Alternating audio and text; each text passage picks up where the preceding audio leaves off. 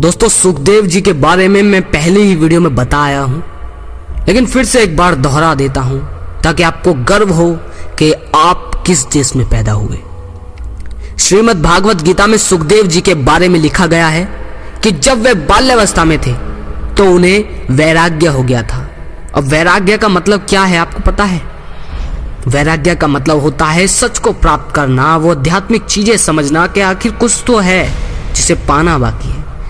विरक्त होने पर वे एक दिन अपने पिता के आश्रम से निकल गए और वन के लिए चल पड़े। मार्ग में ही गंगा पार करनी थी।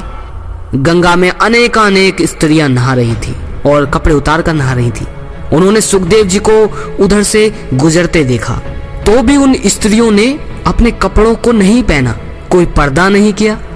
जब उनसे इसका कारण पूछा गया तो उन्होंने कहा कि सुखदेव जी बेशक जवान हैं, युवा अवस्था में हैं, तो क्या हुआ? सुखदेव जी को यह ज्ञान ही नहीं कि हम स्त्रियां हैं और वे यह भी नहीं जानते कि हम किस काम में लाई जाती हैं। भागवत की इस कथा को लेकर भक्त लोग कहते हैं कि देखो, ये भारत भूमि की विशेषता है कि यहाँ ऐसे भी संत हुए हैं।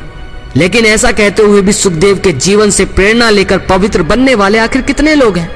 जिस देश में सुखदेव हुए, आज तो यदि कोई युवक और या कोई युवती आजीवन ब्रह्मचर्य व्रत का पालन करने का संकल्प ले तो लोग उसे खूब भली बुरी सुनाते हैं।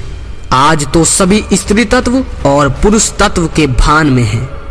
अतः यदि कोई इस देह अभिमान से निकलकर आत्मा स्थिति में टिकना चाहता है और उसके लिए ब्रह्मचर्य व्रत का पालन करने की प्रतिज्ञा करता है तो लोग उसके मार्ग में खूब रोड़े अटकाते हैं। और उन लोगों की अपनी दृष्टि भी देह दृष्टि है, खुद भी कामुक है। यूं तो हम सभी वास्तव में ज्ञान कथा सुनने वाले परम पिता परमात्मा की संतान सुखदेव ही हैं, लेकिन आज बने हुए सभी सुखदेव हैं क्योंकि काम कटारी चलाकर एक दूसरे के हृदय को घायल कर रहे हैं।